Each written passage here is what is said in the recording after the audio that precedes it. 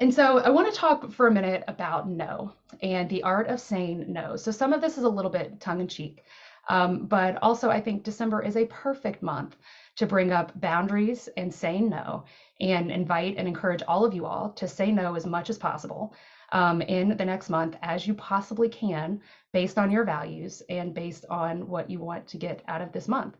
Surprisingly, even though it sounds so simple to say no, most of us struggle to say no. Because when we say no, and whatever the reason is that we're saying no, we worry a lot about how other people are going to take it, if we're going to hurt someone's feelings, if it's going to seem like we're lazy, if it's going to seem like we don't work hard enough, or we don't care enough.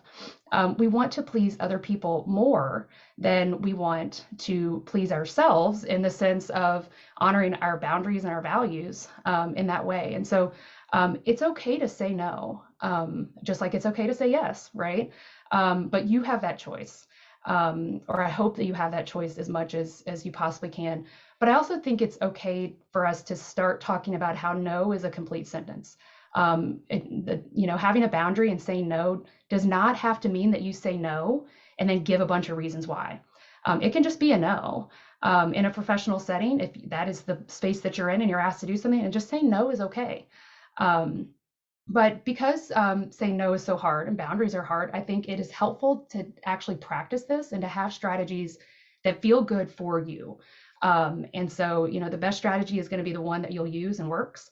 And so I often have these kinds of conversations with folks about how do we say no and then still, show our boss that we're doing a great job, still, be consistent with our values. The need is so great often in the context we're working in.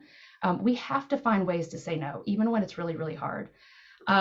So kind of some, basic tips of, if you are a person who has a hard time with boundaries, has a hard time saying no for whatever reason, it might be helpful. So I think one is if you feel like there has to be something after the no, considering that idea, we catch more flies with honey than vinegar. Um, so no, thank you, right? So just add the thank you, and that's great. So now you gave the rest of the sentence. You made no longer, but you did it in a polite way. I think there's also, just silence. And especially if, you're being asked to do something that you've consistently said no to, that you made a boundary very clear. Especially for those of you all who, have a mental health kind of background, silence is really powerful and people get really uncomfortable with silence. And I think that can be a strategy and just being really silent. I always also try to have kind of a saying or something to say, just in case I don't know what to say, but I know that I want to say no, but I don't feel like I can. I'll get back to you, right? Give yourself time and space before you say yes. That's another great strategy. If you find yourself saying yes a lot to things that later you're like, oh, I wish I had said no to that, is just create time and space between the ask and your response. So I'll get back to you and then leave. I'll get back to you and then go and send an email from your desk. Thank you so much for asking. I'm not going to be able to do that. Right. And absolutely, if you're a person who struggles with this, the boundary piece, doing it that way is fine. The important thing is to find ways to set those boundaries and do that.